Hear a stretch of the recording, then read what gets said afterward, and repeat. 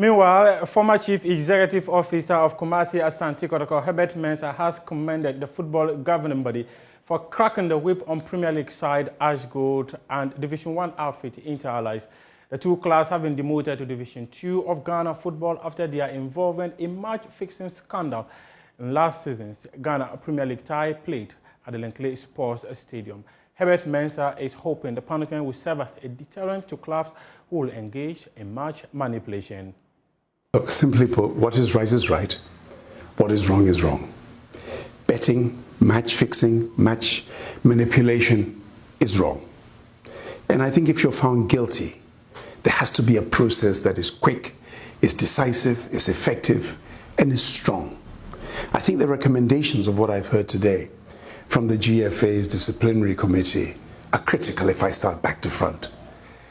It recommends that they are given more teeth, more power. I totally agree. We have to shorten that time period between people being found guilty, being given a fair chance to defend themselves, and quick action taken.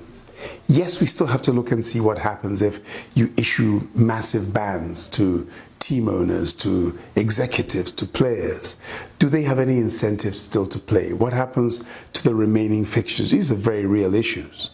But the fact is, the image of the game is sacrosanct. It's fundamental. Administrators have a duty, as do politicians have a duty in many ways. The funding of the game is critical. Sport, football, is big business. How do you attract money to the sport? How do you fill the stadiums again? It's about credibility. It's about image. And people have waited a long time to see what action is there going to be and what action would be taken. I think the release today goes a long way in showing the direction in which Ghana is going. The fact that FIFA have been copied, the fact that the judgment has been transparent and is so clear, sends out a message.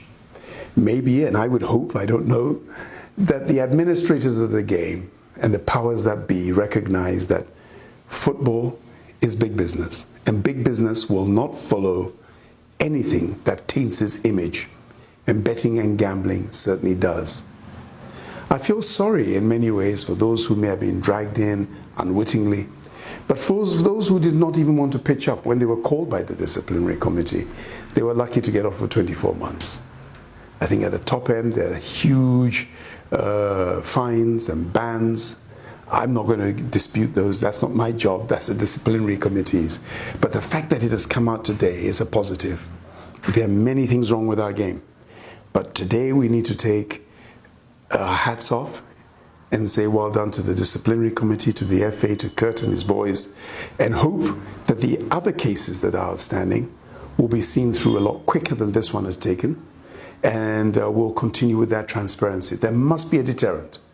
It's no good we on the outside hearing that, oh, club owners are involved, or FA members are involved, or even politicians are involved. It does not help, because the same thing we hear, money hears, big business hears.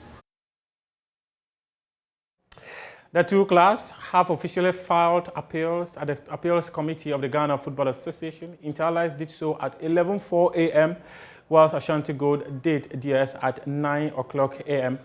on Tuesday. They had 24 hours to file the appeal, and they both claim that the punishment is draconian because they feel that the evidence adduced by the investigative committee and the punishment meted out to them they're not commensurate. And they also claim that the prosecution could not establish that any official or player was engaged in match fixing. In other portions of InterAllies' argument, for which we are privy to, InterAllies had said that the gentleman Emmanuel Ni Amoa, whose witness's statement has been used as the key in determining the case, did not at any point had any contact, and he confirmed to the committee that he did not contact any player or InterAllies on the approaches of Ashanti Gold. So InterAllies feels that they did not play any role and should not be sanctioned by the Ghana Football Association.